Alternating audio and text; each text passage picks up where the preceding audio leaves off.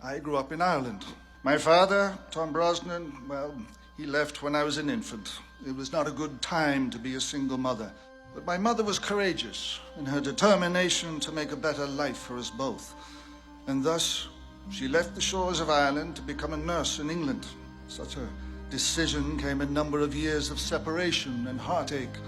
At the age of 4, I went to live with my grandparents. After they passed on, I ended up living with a friend of the family. Eileen Riley was her name. Eileen was a saint of a woman to me. She was a classic Irish woman with an apron wrapped around her full figure that was always covered in baking powder. I lived upstairs in a room that I shared with 2 other lodgers. There was some sadness and longing. I remember how she wept. The day I left her, I was 11 years old. My life began again that day as I traveled alone on the plane to London with rosary beads in one hand and an empty aspirin bottle filled with holy water in the other. Once there, fresh off the plane with a thick Irish brogue. For some reason, they could not or would not say my name, Pierce, so I was known as Irish. Each and every day trying to find my footing in this new landscape of prejudice and racism, learning words I'd never known and never wanted to know. I learned to assimilate. It was, in some ways, my first acting job, to be someone else. And eventually, I found people I didn't need to act for. I found friends who accepted me, brogue and all, friends who called me by my name, on my own. I had learned to survive, but through friendship, I learned to thrive. Those boys' acceptance, Eileen's generosity, my mother's sacrifice, that is what got me through my childhood. I can tell you this, wherever you're going, you won't get there alone. I certainly didn't. It's easy to feel overwhelmed or daunted by the challenges facing our world. In those moments when you feel outmatched, you need people you can turn to. You need people who can support you, who can swell spirits, who can pick you up and dust you off and set you right. And once you're ready to get back into the fight, you will need people to stand by your side. Our world doesn't need a lone hero out to solve things solo.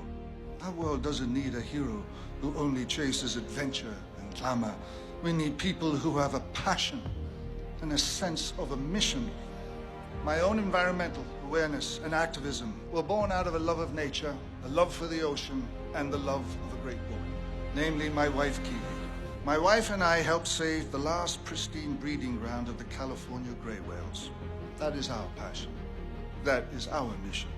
Many in your position have sought the route of the flashy, exciting, or adventurous. They've taken the high-powered job or the well-regarded profession because they want the thrill that comes with first-class cabins, penthouse suites, and swanky clothes. Well, I have worn the tuxedo, so I can tell you this. Our world doesn't need you to chase the super spy lifestyle. It needs you to find a passion and a mission. Greatness doesn't come from destruction. It comes from the courage to create, to see the opportunity we have been given, to seize it and to build the future. You are the architects and the engineers of a new tomorrow. And like no species before us, you have the power to shape the future. So when you leave here today, I urge you to pursue something that is exacting to you as it is important to the world. Make something that matters. The world needs your will, it needs your imagination, your courage, your appetite for adventure. It needs your hands and your minds and your hearts.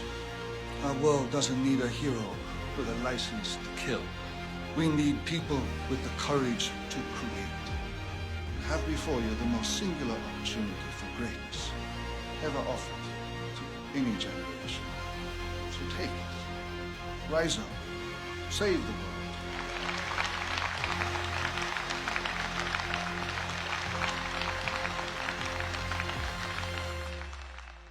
I hope that this cadence will leave you both shaken and stirred, but we'll see about that.